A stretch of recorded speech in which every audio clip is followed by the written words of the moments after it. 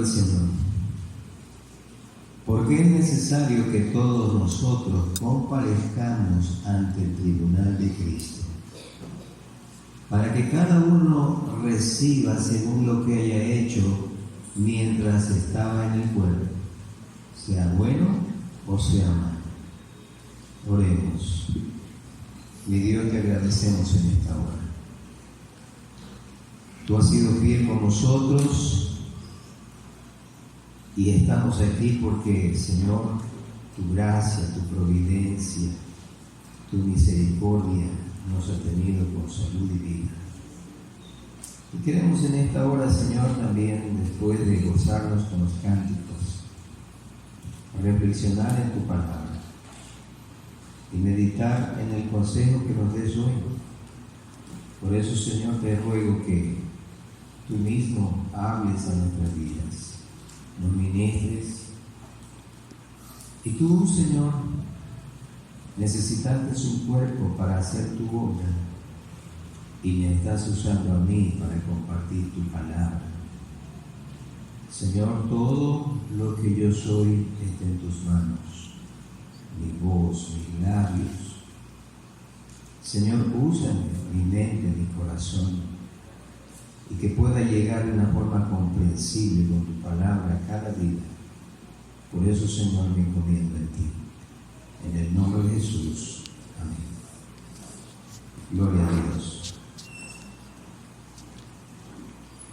Mis hermanos, esta mañana yo quiero tratar sobre un tema bastante interesante, porque nosotros estamos por ser la generación que vayamos a experimentar cosas extraordinarias, porque los tiempos nos están diciendo que todo se ha cumplido y está por suceder. Hace unos días hablé sobre el arrebatamiento, hoy quiero hablar sobre el futuro juicio de los cristianos. Así que es el lugar donde estaremos ante un tribunal, el tribunal de Cristo, para que nosotros entonces estemos allí rindiendo cuenta de todo lo que nosotros hayamos hecho mientras hemos estado en vida, sean cosas buenas o sean cosas malas. El versículo dice: porque todos nosotros compareceremos ante el tribunal de Cristo, para que cada uno reciba según lo que haya hecho mientras estaba en el cuerpo, sean cosas buenas o sean cosas malas. Cuando hablamos de un juicio o de un tribunal, para nosotros no es muy extraño hablar acerca de esto, porque sabemos que un juicio es un veredicto, una decisión, una sentencia, un dictamen, un enjuiciamiento. Y nosotros sabemos que han habido y habrán diferentes juicios de Dios sobre los hombres aquí en la tierra. Y los juicios de Dios han sido y serán de acuerdo con los principios de la economía y la administración en las diferentes dispensaciones que Dios ejerce o está en vigor en ese entonces sobre los hombres y sobre las naciones y pueblos. Y los juicios serán en conformidad con los decretos de Dios.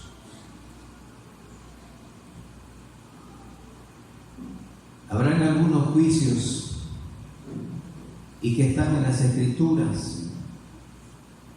Los juicios de Dios que nosotros conocemos han sido juicios que Dios ha usado en la naturaleza para traer sobre la faz de la tierra juicios. Y siempre los juicios de Dios es para llevarle al hombre a un arrepentimiento y volverse a ser una persona justa. Pero los juicios que están por venir también serán juicios condenatorios. Así que el Señor nos habla de diferentes juicios, y habrá juicios para vivos y para muertos. Los juicios para vivos, allí no tienen nada que ver los muertos, pero habrá juicios para los muertos donde no tendrán nada que ver los vivos. La Biblia describe que habrá diferentes juicios, y Dios ha descrito que en cada dispensación que ha habido en la tierra, ha habido una prueba, una falla, una esperanza y un juicio. Solo para describir los juicios que han habido en las diferentes dispensaciones, nosotros somos testigos por las Escrituras que hablan que en la dispensación de la conciencia, ¿cuál fue el juicio que hubo allí? En la dispensación de la inocencia, el primer juicio, con Adán y Eva, el juicio fue que fueron echados del huerto del Edén, sacados de allí. Luego vino el juicio de la conciencia. ¿Cuál fue el juicio de la conciencia cuando los hombres fallaron? El diluvio. Después vino el gobierno, la dispensación del gobierno de los hombres. Allí también hubo un juicio. ¿Cuál fue el juicio cuando los hombres fallaron y no obedecieron a Dios? Dios destruyó la torre de Babel y los confundió a los hombres con las diferentes lenguas para esparcirlos por la tierra. Después vino la dispensación de la promesa con Abraham. ¿Y cuál fue el juicio por no creerle a Dios? 330 años pasaron cautivos como esclavos en Egipto. Después vino el juicio de la ley para el pueblo de Israel. El pueblo falló también. Vino el Mesías y lo despreciaron. ¿Cuál fue el juicio de Dios para Israel? Que fueron echados de su tierra, esparcidos, borrados del mapa, y hasta el día de hoy sufre Israel las consecuencias. Y no terminará, porque vendrá un juicio para la nación al final de los tiempos. Pero nosotros vivimos en la dispensación de la gracia. ¿Habrá una excepción de los juicios de Dios para la dispensación de la gracia? Es nuestra dispensación. Habrán dos juicios en esta dispensación, uno para los que no creyeron en Jesucristo y otro juicio para los creyentes en Cristo. Por eso, nosotros esperamos al final de esta dispensación, cuando Cristo venga en su segunda venida, entonces habrá un juicio para los cristianos, para los creyentes, para los hijos de Dios, que somos usted y yo y todos los que han creído en Jesús. Ese será el juicio de los cristianos en el tribunal de Cristo. Pero la venida del Señor será para nosotros, los cristianos, una ocasión de gozo. Sí, para nosotros los salvos. Cuando las tumbas se abran y los muertos en Cristo resuciten y los creyentes que estemos vivos en ese entonces, si es que el Señor viene, hemos de ser arrebatados juntamente con los que han resucitado. Y nos encontraremos con el Señor en el aire. Y será un encuentro esperado y de mucho gozo y de mucho contentamiento, porque será un encuentro del novio con la novia. Y será un tiempo de mucha satisfacción y de alegría. ¿Verdad que esa escena ha de ser así? ¿O es que este evento le tiene a usted aterrorizado, asustado, estremecido?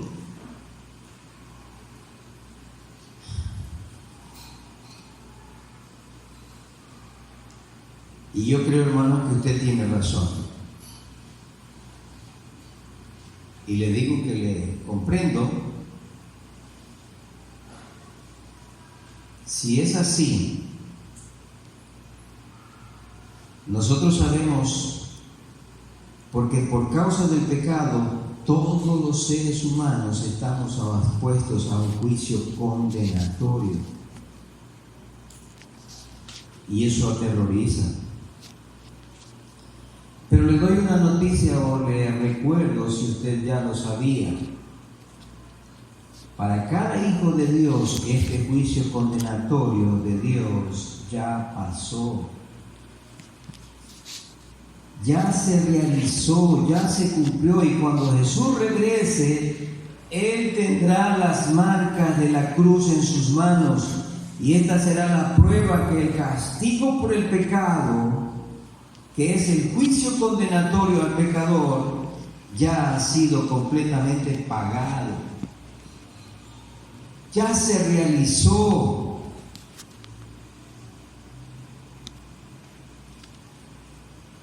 Nuestro Señor Jesucristo mismo nos asegura en el capítulo 5 de Juan, en el versículo 24, de cierto os digo, el que oye mi palabra y cree al que me envió tiene vida eterna y no vendrá a condenación, mas ha pasado de muerte a vida.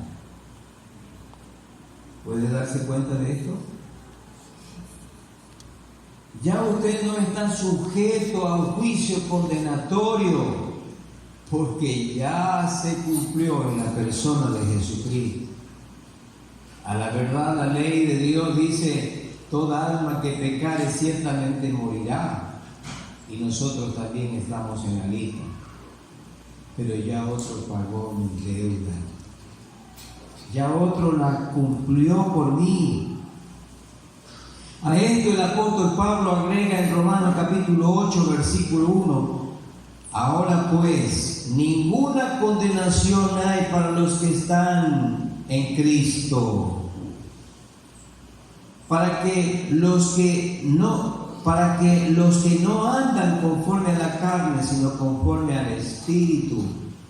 Ninguna condenación hay para los que están en Cristo. ¿Cuántos están en Cristo? Ya mi pena entonces se pagó. Ya no tengo por qué estar yo aterrorizado. Ahora nuestra alma debe descansar para siempre sobre la eterna palabra de Dios. Y usted debe creer lo que Dios hizo por nosotros. Por eso no habrá ni una sola persona salva en el infierno. No hay juicio, no hay condenación para los hijos de Dios. Jesús lo pagó todo y todo lo debemos a Él. Él pagó su pena y la mía.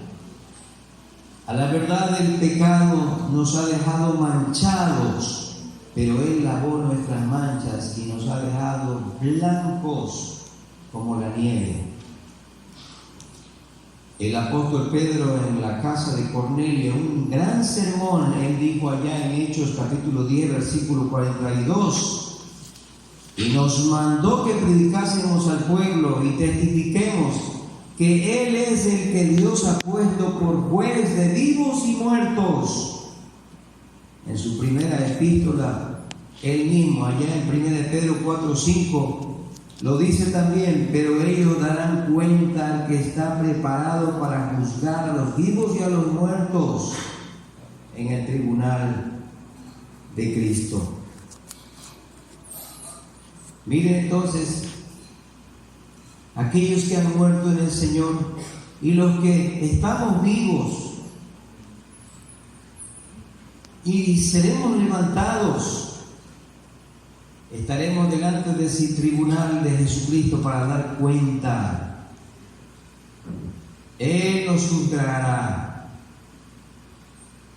y nos juzgará de todo lo que hayamos hecho. Ante esto, yo quiero recordarles que habrá diferentes juicios aquí en la tierra.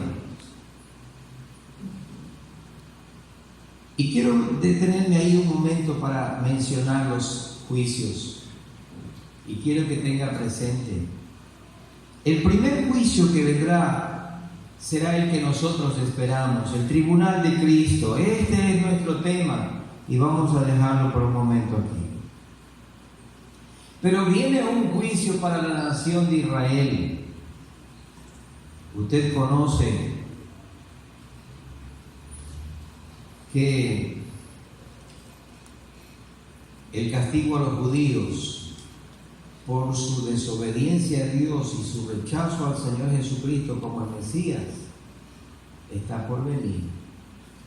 Y debemos recordar que al pueblo de los judíos se les confió un maravilloso privilegio y ellos se convirtieron en representantes de la palabra de Dios y eran la plataforma que Dios usó para manifestarse al mundo. Y agradecemos a los judíos porque Dios usó a ellos para traernos la palabra y la bendita palabra de Dios. Pero Israel rechazó al Mesías. Y por no haber aceptado al Señor Jesucristo, hay un juicio futuro para el pueblo de los judíos a causa de esto. Luego el periodo presente de la gracia y de la gran tribulación, entonces el juicio se desatará. Será un juicio exclusivo para la nación. Fueron esparcidos por causa de su desobediencia y fueron llevados por todo el mundo, desaparecieron del mapa, pero hasta el día de hoy siguen las devastaciones y serán juzgados al final. Pero viene un tercer juicio, el juicio a los gentiles, a las naciones gentiles. Y esto será de acuerdo a la forma como han tratado a la nación de Israel. Los juicios a estas naciones vendrán por el rechazo, por el desprecio y la indiferencia que ocasionaron a la nación de Israel.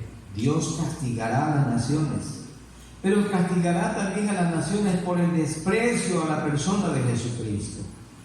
Hay millones de cristianos sobre la faz de la tierra, pero aún seguimos siendo la minoría.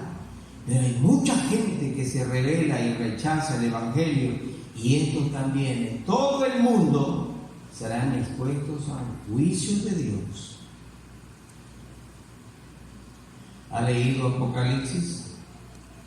Los juicios de Dios se manifestarán con plagas, muerte, hambre, angustias, calamidades, enfermedades terribles.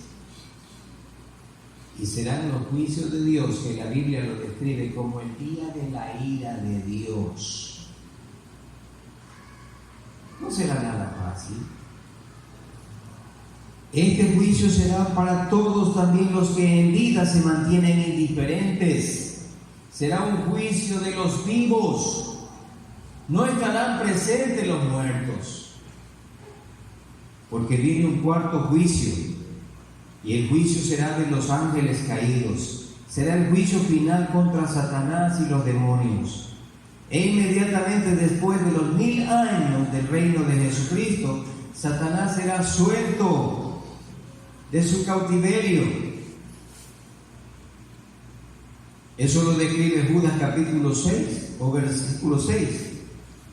Y dice: y a los ángeles que no guardaron su dignidad, sino que abandonaron su propia morada, los han guardado bajo oscuridad en prisiones eternas para el juicio del gran día. Será suelto Satanás,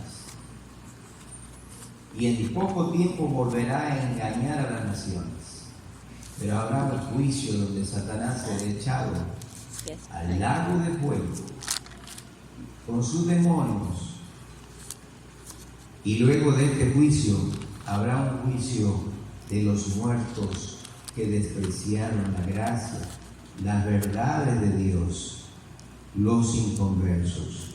Ese se llama el juicio del gran trono blanco.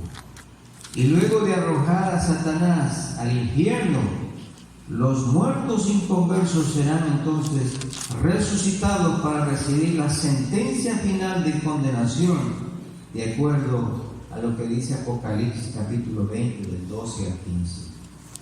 Ningún cristiano será juzgado en aquel día, porque ese juicio final está destinado para aquellos que han rechazado a Cristo aquí en la tierra.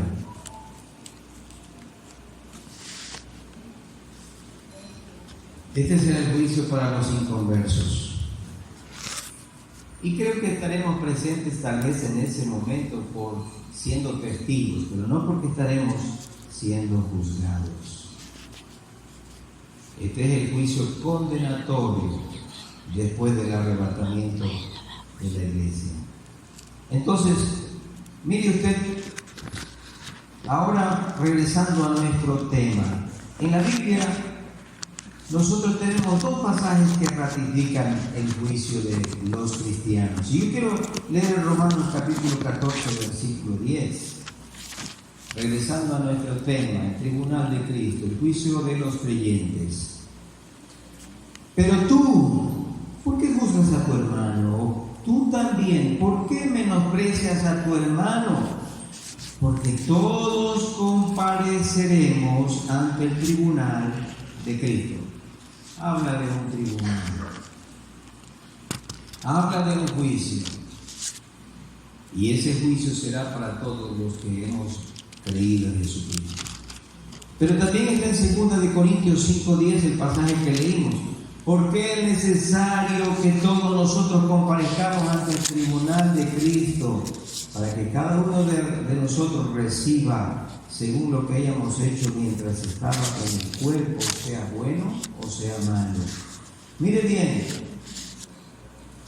dice que compareceremos ante el tribunal de Cristo, y eso repite en los dos pasajes.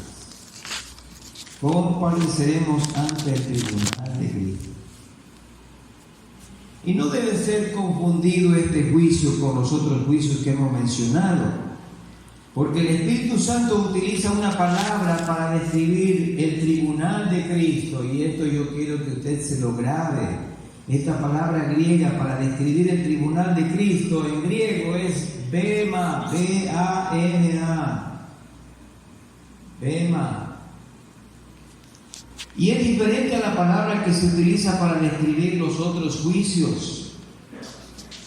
La palabra griega bema era utilizada para describir una tarima o una plataforma donde estaba el tribunal para premiar a los ganadores de los Juegos Olímpicos.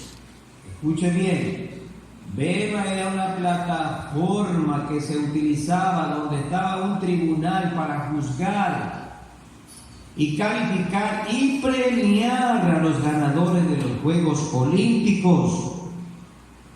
Entonces el bema era un lugar donde el juez se sentaba para no castigar, sino para dar premios a los que habían obtenido la victoria.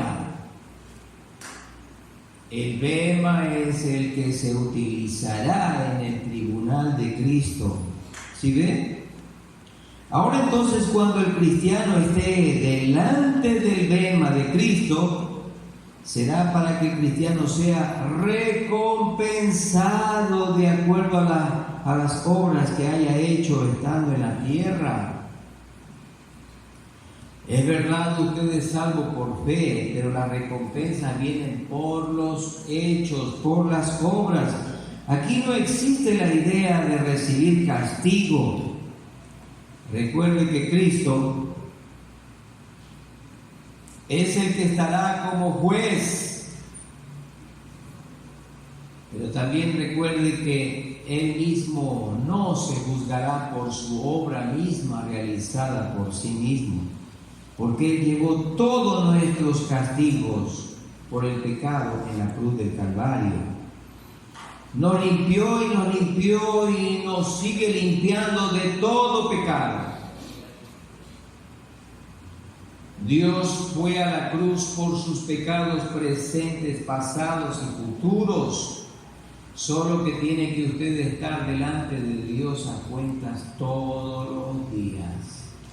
Lávese cada día en la palabra de Dios y ríndase delante de Él para estar limpio, para que cuando Cristo venga, usted esté delante del tribunal y no con pecados no confesados pendientes, porque eso le restará los galardones. No es que usted estará allí para juicio, pero usted sufrirá pérdida si no vive usted a cuenta. ¿Quién será el juez en este tribunal? Dice el versículo 22 del capítulo 5 de Juan, porque el Padre a nadie juzga, sino que todo el juicio le dio al Hijo, a Jesucristo. Él es el único entonces, el cual todo el mundo tendrá que comparecer. Y Pablo dijo a los atenienses allá en Hechos 17:31, por cuanto ha establecido un día en el cual juzgará al mundo con justicia por aquel varón a quien designó, dando fe a todos con haberle levantado de los muertos. Jesucristo, aquel varón, no es otro. Jesucristo mismo será nuestro juez. Él ha sido señalado por el Padre para ser el juez de todos. Sin embargo, habrá un solo bema levantado por Cristo con el propósito de premiarlo y coronarlo a usted como un hijo de Dios, como un creyente. Entonces, hermanos, ¿quiere ser usted galardonado, coronado? Sea un cristiano victorioso. Ahora tengamos en mente que no todos los creyentes recibiremos la misma recompensa. ¿Sí? Ni en el infierno habrán también todos bajo un mismo juicio. Habrá diferentes grados de castigos. ¿Cuánto más en el cielo? Dios le galardonará a usted y habrá recompensas. No todos recibiremos las mismas recompensas, pero habrá diferentes grados de recompensa. Y usted debe saber si usted es merecedor de una corona. ¿Acaso el que está en la pista, en una carrera, no está consciente que puede ganar o perder? Cuando sabe que va a perder, mejor se retira. Pero cuando sabe que va a ganar, lucha hasta el final. Y usted sabe que un triunfador se mantiene hasta llegar a la meta. En el cielo habrá diferentes grados y diferentes recompensas para los creyentes. Pero ¿cuál será el propósito entonces de este tribunal? El propósito del tribunal de Cristo no es para destinar el destino eterno de las personas. No. Eso se decide y se determina antes de llegar al tribunal de Cristo. Y usted es el que determina, después de que Dios le haya dado el privilegio y el honor de haberle escuchado. Si alguna vez Dios se confrontó con usted y le hizo entender una verdad y comprendió esa verdad, pero usted conscientemente y deliberadamente la rechaza, entonces usted no estará en el tribunal de Cristo. Usted ha determinado no estar allí. Usted ha decidido cuál será su destino. Pero los que estaremos allí hemos determinado cuál será nuestro futuro y nuestro destino. ¿Y qué hemos escogido? El Señor mismo dijo: escoge pues la vida, delante de ti está la vida o la muerte. Dios le pone delante de usted. Dios le muestra de una manera clara que pueda entender y conscientemente usted pueda entonces decidir. Pero si conscientemente lo rechaza, usted ha determinado no estar en ese tribunal para ser galardonado, y un tribunal para vida. Usted ha decidido estar en un tribunal para muerte. Pero ¿qué es lo que juzgará en este tribunal? Leímos nosotros en Romanos de que todas las obras de los creyentes serán juzgados. Es un juicio de las obras de los creyentes. Y el pasaje que leímos dice también que todos compareceremos para rendir cuenta de todas las cosas que hayamos hecho mientras estamos en la vida, sean cosas buenas o sean cosas malas. Pero 1 Corintios capítulo 3, versículo 11 al 15. Y yo quisiera que usted lea conmigo, porque estos son versículos claves y debe usted tener de una forma muy clara y comprendida lo que el apóstol Pablo le quiere decir aquí.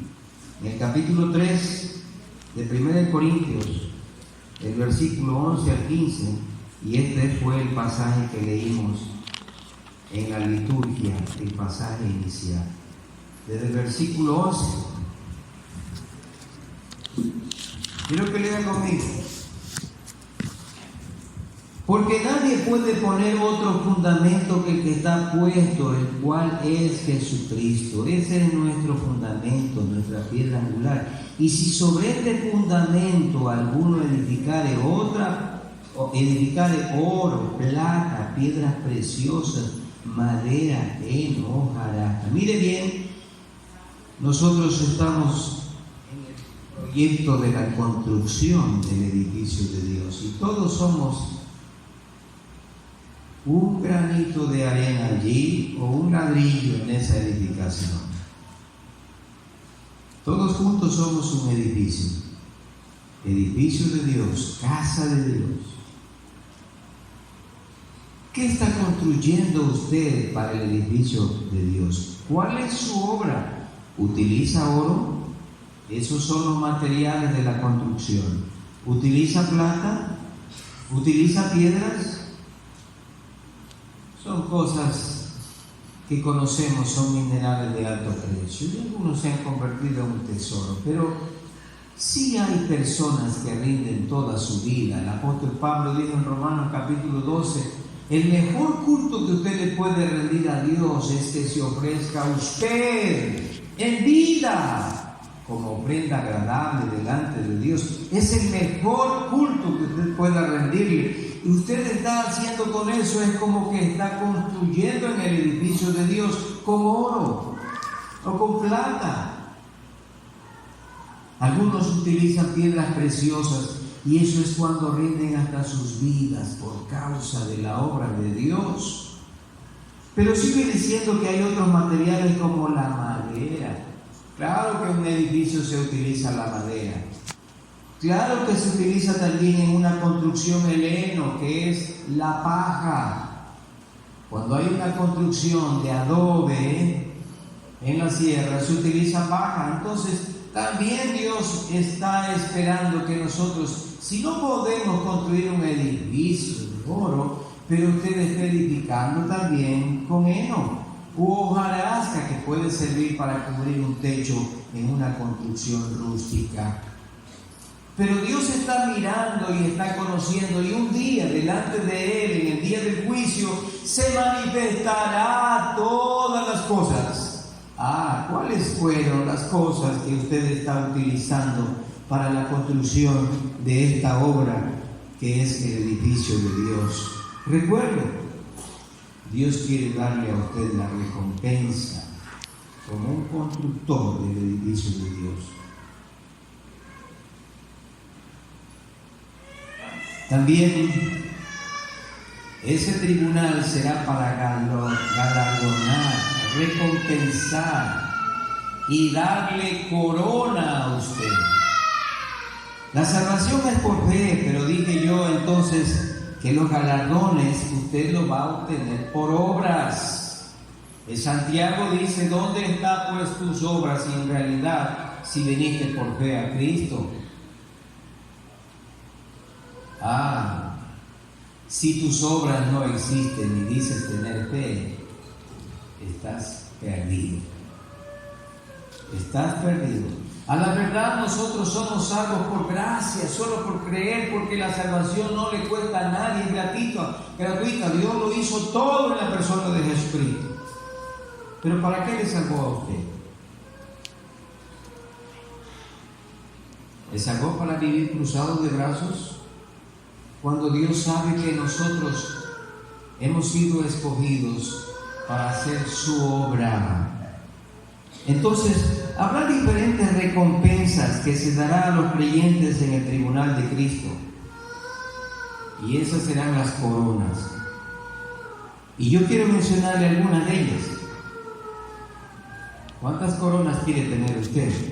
Pero habrá una corona incorruptible por la cual usted recibirá por haberle dado cuidado a su cuerpo. Y eso está en 1 Corintios, capítulo 9, versículo 24 al 27.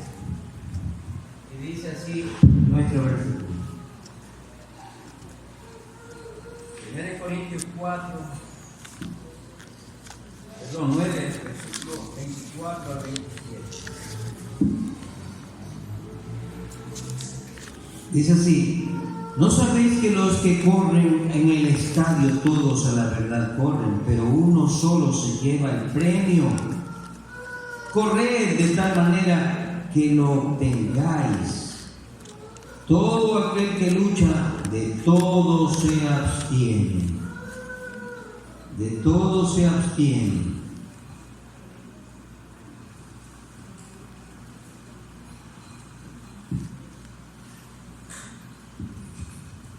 Ellos a la verdad para recibir una corona corruptible, pero nosotros una incorruptible. Así que yo de esta manera corro, no como a la aventura, de esta manera peleo, no como quien golpea al aire, sino que golpeo mi cuerpo y lo pongo en servidumbre. No sea que habiendo sido heraldo para otros, yo mismo venga a ser eliminado. Mire, hermano, en realidad usted conoce el sacrificio al que se expone un atleta. No es fácil. Él quiere tener las medidas, él quiere tener el peso, él quiere tener todo en su cuerpo y la fortaleza suficiente para ser un candidato para llegar a la meta. Y esto no es sencillo. Eso requiere un sacrificio. Hermanos, el cristiano está en una carrera. Usted está en una competencia, porque la vida es una carrera. ¿Cuánto se esfuerza usted para sacrificarse y poder mantenerse en condiciones de llegar a la meta? Esto se trata, hermano, que usted recibirá una corona por cuidar también su cuerpo. ¿Cuánto cuidado le da usted a su cuerpo? ¿Quiere asegurar una corona? Si logra una, por lo menos tiene el 20% del éxito y la victoria que recibirá cuando vaya delante del tribunal de Cristo. Dice la Biblia que el cuerpo le pertenece a Dios, y es más, es su casa y es su morada. Nosotros somos entonces la morada de Dios. Dios es espíritu, Él no tiene cuerpo, nos eligió a nosotros que tenemos cuerpo. ¿Para qué? Para hacer su obra aquí en la tierra. Cristo necesitó un cuerpo y Dios le dio un cuerpo. Dios está realizando su obra utilizando un cuerpo. ¿Qué le ofrece usted a Dios? Tal vez usted dirá: ya es demasiado tarde, ¿ya qué puedo ofrecerle a Dios en mi condición? Mis años están encima, ya no puedo más. Comience ahora. Ofrezca su cuerpo a Dios. Dios está realizando aún todavía su obra aquí en la tierra y lo necesita usted. Por eso cuide un cuerpo que pueda Dios glorificarse en él. No un cuerpo tullido, maltratado. ¿Le da usted el descanso necesario a su cuerpo? ¿Trabaja en exceso hasta el punto en que su cuerpo le dice ya no puedo más? ¿Le da el cuidado en la alimentación? ¿Se esfuerza usted para que su cuerpo tenga las vitaminas y proteínas necesarias? El cuerpo nos avisa a nosotros qué le falta. El cuerpo le avisa a usted en qué etapa de su vida está. El cuerpo le dice a usted si ya está por llegar a la final o por estar usted todavía entero por correr. Pero usted tiene que tener una mentalidad. Discipline su cuerpo, gobierne su cuerpo, maneje su cuerpo. No deje que su cuerpo le maneje a usted. Dice el versículo 9 al versículo 20 de 1 de Corintios. Vea conmigo. 1 de Corintios, capítulo 6.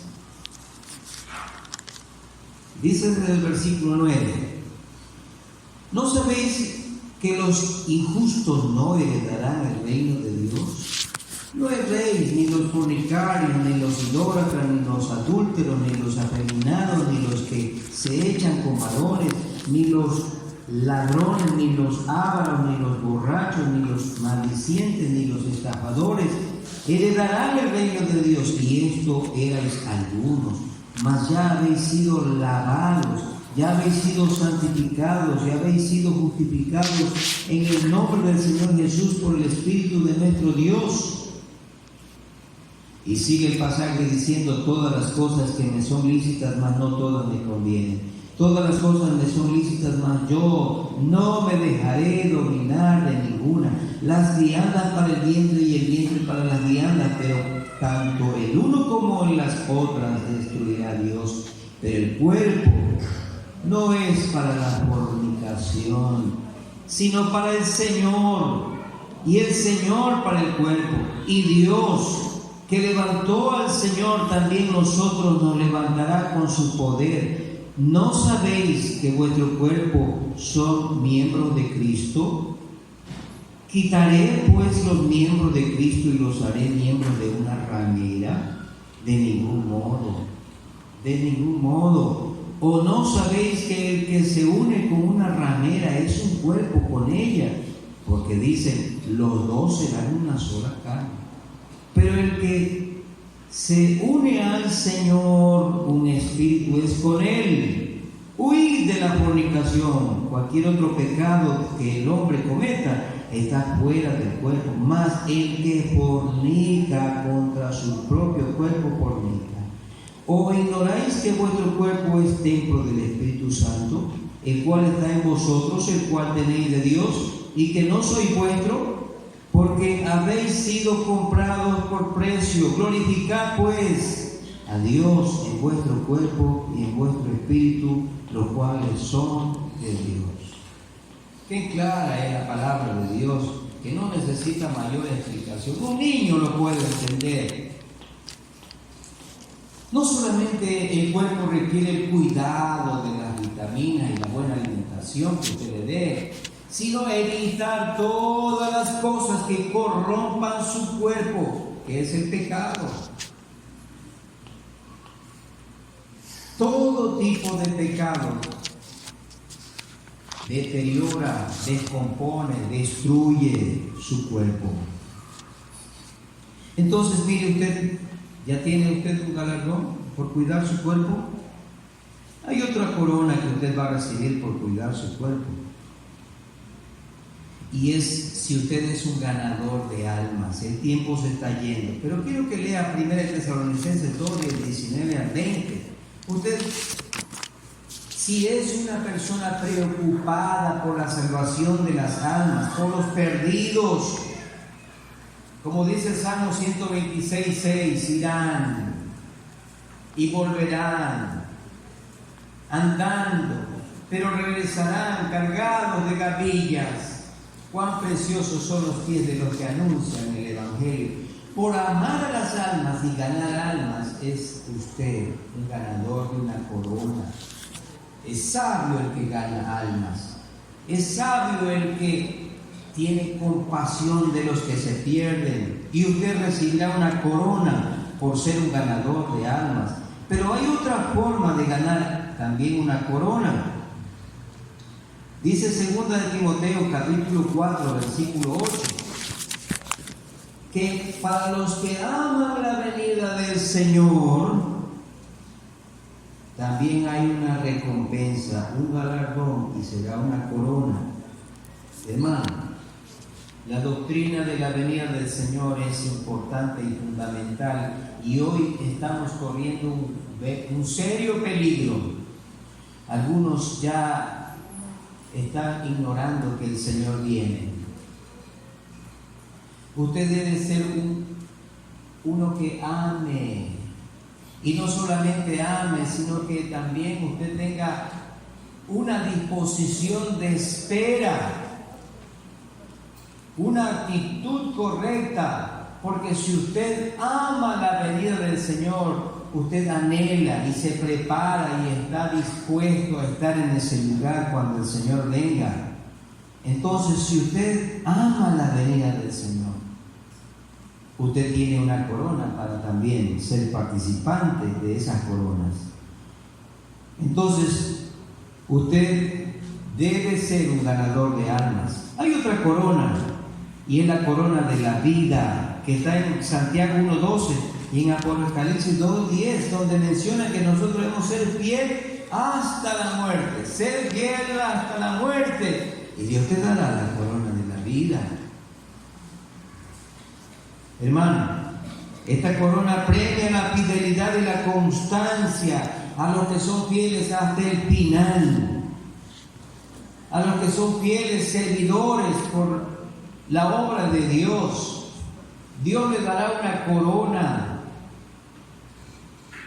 Si usted es fiel, no se convierte como Demas cuando abandonó al apóstol Pablo, sino es fiel en la obra y se mantiene constante en la lucha, usted recibirá una corona. A los fieles servidores y administradores del ministerio de Dios, Dios les dará una corona. Entonces, mire usted, y habrá otra corona, y esa corona será incorruptible de gloria. ¿Y para quiénes será esta corona? A los que aman y cuidan y atienden la grey de Dios. Primera de Pedro 5:2-4. Apacentar la grey de Dios. Es una experiencia maravillosa experimentar la grey de Dios. No con intereses de llenar sus bolsillos, sino si usted tiene de forma involuntaria servirle al Señor, ama la obra del Señor, quiere que usted, todos crezcan y se desarrollen en la vida espiritual y comprendan las verdades, y se esmera y se esfuerza para impartir con ellos las verdades, enseñarles, ayudarles, atenderles en sus necesidades, motivarlos, animarlos, que no se queden.